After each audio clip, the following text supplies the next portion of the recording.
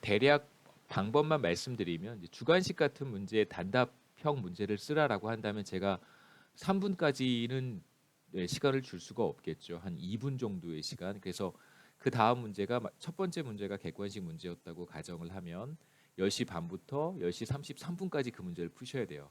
그럼 그 33 분이 되면 그 문제는 이제 클로징이 되고 그다음 문제로 가셔서 클릭을 하신 다음에 이제 그다음 문제를 푸셔야 됩니다. 만약에 그 문제가 주관식 단답형이라고 하면 제가 한 2분 정도를 드릴 수 있을 거고요. 그래서 2분 동안 주관식이겠죠. 단답형으로 타이핑을 하고 2분이 지나면 바로 그 문제도 클로징이 됩니다. 그럼 이제 10시 35분에 또 다른 문제가 하나 열리면 또 그렇게 들어가서 문제를 푸는 방식으로 진행을 하려고 생각 중이에요. 그래서 가급적 그 에세이 타임 문제도 들어갈 수 있고 혹은 이제 단답형 문제거나 아니면 조금 긴 조금 긴 서술력, 그러니까 너무 긴 장황하게 긴 문제는 저는 좋아하지 않습니다. 왜냐하면 예, 성적을 평가하기가 좀 어렵기 때문에 뭐 장황하게 긴 문장을 쓰는 것은 제가 요구하지 않고요. 그러면 이제 제가 여러분들에게 시간을 더 많이 보장해야 되기 때문에 여러분이 걱정하는 또 부정행위의 문제가 발생할 수 있습니다.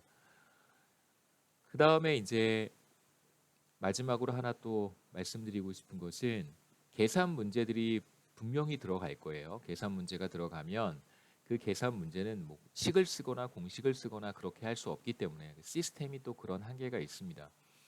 그렇기 때문에 이제 가급적 숫자로 뭐 10이면 답이 10, 뭐 5면 5 이렇게 숫자로 답을 입력하는, 아니면 이제 계산 문제도 제가 객관식으로 출제를 하려고 합니다. 그래서 일단은 제 생각에 그 옆에 누군가와 정말 제가 그 범죄 행위라고 말씀드렸는데 옆에 누군가와 함께 시험을 보겠다라고 하면 쉽지 않을 거예요. 그러니까 커뮤니케이션을 하면서 2분, 3분 안에 혹은 뭐 5분 내에 문제를 풀어내는 것은 제 생각에 쉽지 않고요. 각자 집중해서 문제를 풀어도 약간 촉박하다고 느낄 수 있는 시간이기 때문에 누군가 커뮤니케이션은 기본적으로 예, 제가 차단하려고 합니다. 다만 이런 경우는 없을 거라고 생각하는데 공부를 좀 시험 준비를 많이 한 학생이 그렇지 못한 학생에게 일방적으로 답을 알려주는 경우는 사실 배제할 수는 없잖아요. 그래서 제가 어떤 그 장치를 지금 생각하고 있냐면 예, 정답을 쓰면 점수를 받지만 오답을 쓰면 이제 감점을 하는 죄송합니다. 웃어서 오답을 쓰면 감점을 하는 제 방식을 생각하고 있어요.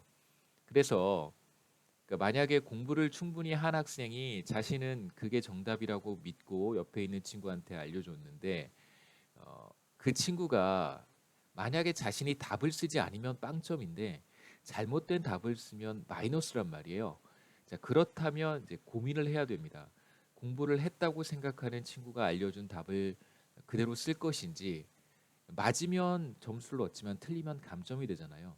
근데 만일 그냥 그걸 무시하고 답을 안 써버리면 이제 빵점이니까 얻는 것도 없지만 잃는 것도 없기 때문에 이제 그런 추가적인 메커니즘을 제가 고민하고 있어서요.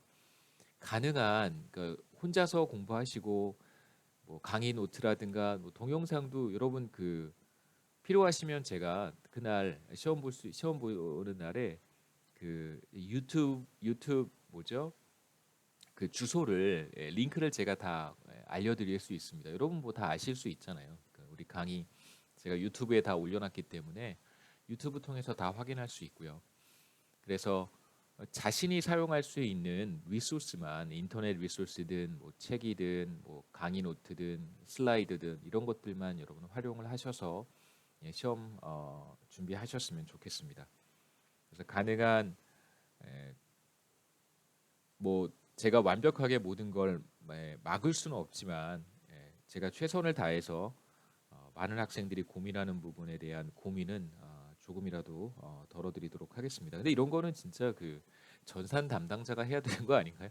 우리가 이런 문제가 있습니다. 이런 문제를 좀 이렇게 하면 해결할 수 있습니다.라고 얘기를 하면 그렇게 해주면 되는데요. 제가 그래서 이제 물어봤죠. 그렇게 해줄 수 있냐? 그랬더니 그걸 안 됩니다. 그러는 거예요. 그래서 예, 뭐 더 말해서 뭐 하겠습니까? 18장 우리 세팅 페이 레벨 efficiency wage 모형을 보겠습니다. 자, efficiency wage라고 하는 것은 우리가 효율 임금이라고 번역을 하고요. efficiency wage는 노동경제학이라든가 심지어 거시경제학에서도 종종 사용하는 그런 개념이고요. 저도 개인적으로 좋아합니다. 그러니까 뭐 제가 연구를 할 때 논문을 쓸 때 뭐 효율 임금을 실제로 사용하고 그러지는 않는데요. 그리고 개인적으로 굉장히 좋아하고 의미 있는 재미있는 모형이라고 생각합니다. 효율 임금이라고 하는 것은 근로자들에게 워커에게 비교적 높은 임금, 그러니까 시장 임금보다 비교적 높은 임금을 지급함으로써 더 생산적인 활동을 하도록 유도하는 거예요. 실제로 이 사람이 외부에 나가서 혹은 이제 다른 회사에 가서 일을 할 때 받을 수 있는 급여 수준이 있잖아요. 그걸 이제 우리가 보통 뭐 마켓 웨이지라고 부른다면 이 기업에서 이 노동자한테 마켓 웨이지보다 조금 더 높은 임금을 지급하는 것입니다. 그럼 이 사람은 여기에서 내가 더 높은 임금을 받을 수 있는 기회를 잃어버리지 않기 위해서 더 열심히 일하거나 혹은 더 높은 생산성을 보이려고 하겠죠. 그래서 그러한 어떤 노동자들의 노력 수준, 더 높은 노력 수준 혹은 더 높은 생산성을 유도하기 위한 장치가 바로 효율 임금이라고 할 수 있습니다. 자, 효율 임금이 그러면 어떤 식으로 작동하는지, 그러니까 왜 더 높은 임금을 주면 생산성이 올라가는지 두 가지 메커니즘이 있습니다. 두 번째는 왜 임금을 더 주면 그러니까 효율 임금은 마켓 웨이지보다 조금 더 높은 임금이다 이렇게 생각하시면 됩니다. 그런데 그 의도가 뭐냐면 노동자로 하여금 근로자로 하여금 조금 더 높은 생산성을 보이도록 조금 더 열심히 일하도록 하는 것이죠. 왜 임금을 더 주면 생산성이 올라갈까요? 이 뜻입니다. 그러니까 어떤 메커니즘을 통해서 efficiency wage가 작동을 하는 것인가? 첫 번째는 그러니까 reciprocity based efficiency wage인데요. 그러니까 reciprocity라고 할 수 있습니다. 그러니까 reciprocity는 그거잖아요. 상호 호혜. 우리가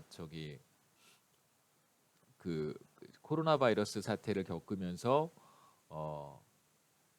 우리나라의 확진자 숫자가 급격하게 증가하던 그런 시기가 얼마 전에 있었습니다. 이제 그런 시기에 우리나라와 이제 외교 관계를 맺는 다른 국가들이 우리나라 국민들의 입국을 이제 거부하는 그런 외교적인 장치를 사용했던 기억이 있습니다.